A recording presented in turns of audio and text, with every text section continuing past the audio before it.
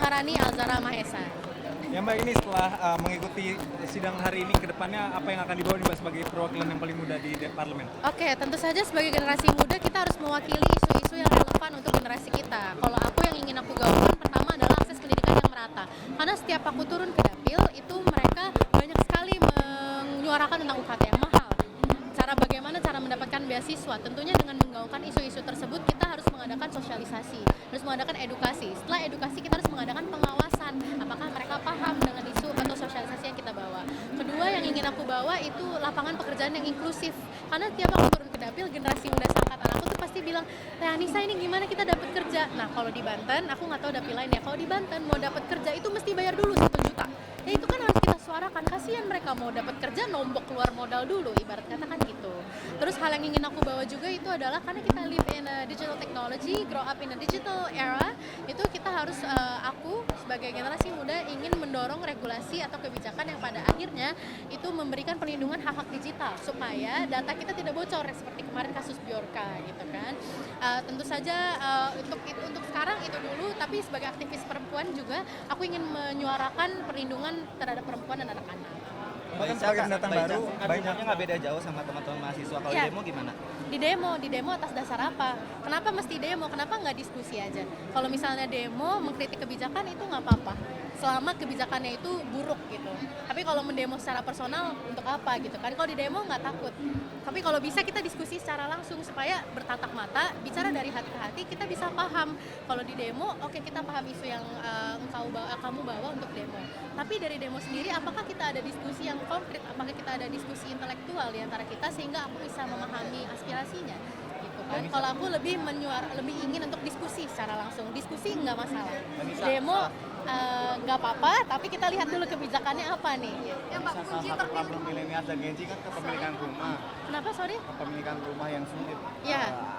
Bagaimana Mbak Nisa melihat kesulitan Gen Z dan milenial dalam memiliki rumah? Oh, tentang KPR dan segala macam gitu ya. Tidak bisa dipungkiri sekarang untuk UMR segala macam itu kan bisa dibilang tidak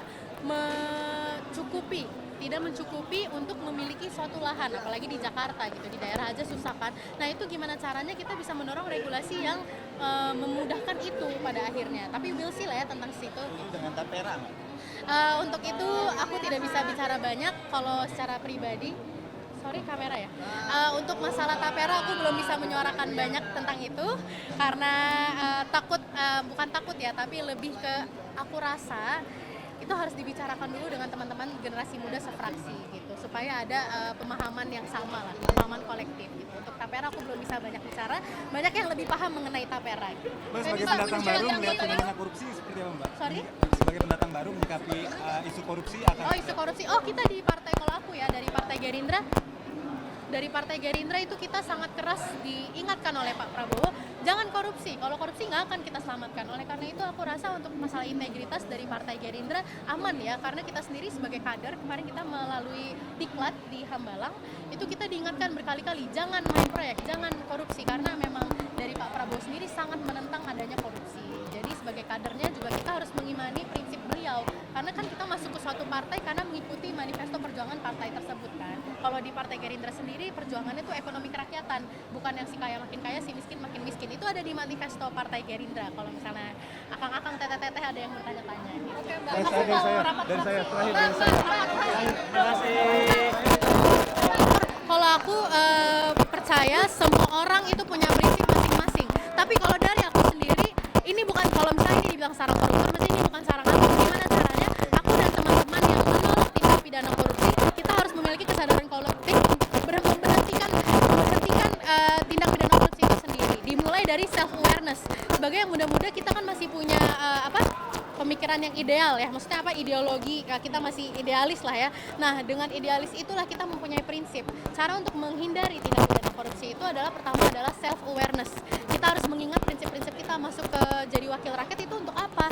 Untuk adakah kepentingan pribadi atau untuk kepentingan bersama gitu kan. Tadi kita sudah mengucapkan ikrar, sumpah untuk kepentingan bersama, bukan kepentingan pribadi atau golongan. Jadi balik lagi hal pertama yang diperlukan untuk menghapus stigma dewan korupsi itu adalah self awareness dari anggota dewannya sendiri. Terima kasih. Anggota dewan yang suka berpakaian. Mahesa, Anissa Maharani Alzara Mahesa. Ya Ya Mbak, ini setelah mengikuti sidang hari ini, ke depannya apa yang akan dibawa nih Mbak sebagai perwakilan yang paling muda di parlemen? Oke, tentu saja sebagai generasi muda kita harus mewakili isu-isu yang relevan untuk generasi kita. Kalau aku yang ingin aku gaungkan pertama adalah akses pendidikan yang merata. Karena setiap aku turun ke dapil itu mereka banyak sekali menyuarakan tentang UKT yang mahal. Cara mendapatkan beasiswa, tentunya dengan menggaungkan isu-isu tersebut kita harus mengadakan sosialisasi, harus mengadakan edukasi. Setelah edukasi kita harus mengadakan pengawasan, apakah mereka paham dengan isu atau sosialisasi yang kita bawa. Kedua yang ingin aku bawa itu lapangan pekerjaan yang inklusif. Karena tiap aku turun ke dapil, generasi muda seangkatan aku tuh pasti bilang, Teh Anissa ini gimana kita dapat kerja? Nah kalau di Banten, aku nggak tahu dapil lain ya, kalau di Banten mau dapat kerja itu mesti bayar dulu 1 juta. Ya itu kan harus kita suarakan, kasihan mereka mau dapat kerja nombok keluar modal dulu, ibarat kata kan gitu.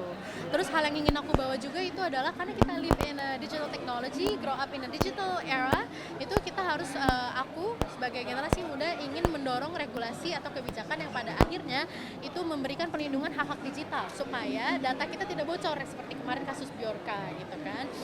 Tentu saja untuk sekarang itu dulu, tapi sebagai aktivis perempuan juga aku ingin menyuarakan perlindungan terhadap perempuan dan anak-anak.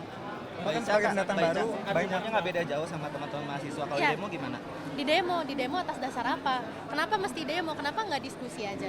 Kalau misalnya demo mengkritik kebijakan itu nggak apa-apa, selama kebijakannya itu buruk gitu. Tapi kalau mendemo secara personal untuk apa gitu kan? Kalau di demo nggak takut. Tapi kalau bisa kita diskusi secara langsung supaya bertatap mata, bicara dari hati ke hati, kita bisa paham. Kalau di demo, oke kita paham isu yang kamu bawa untuk demo. Tapi dari demo sendiri, apakah kita ada diskusi yang konkret? Apakah kita ada diskusi intelektual di antara kita sehingga aku bisa memahami aspirasinya? Gitu kan? Kalau aku lebih ingin untuk diskusi secara langsung. Diskusi nggak masalah. Demo nggak apa-apa, tapi kita lihat dulu kebijakannya apa nih. Ya Mbak, Salah satu problem milenial dan Gen Z kan kepemilikan rumah, Kenapa sorry? kepemilikan rumah yang sulit. Ya.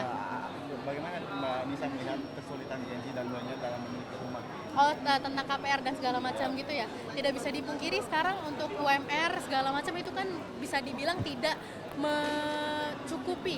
mencukupi untuk memiliki suatu lahan, apalagi di Jakarta gitu, di daerah aja susah kan. Nah itu gimana caranya kita bisa mendorong regulasi yang memudahkan itu pada akhirnya. Tapi we'll see lah ya tentang situ.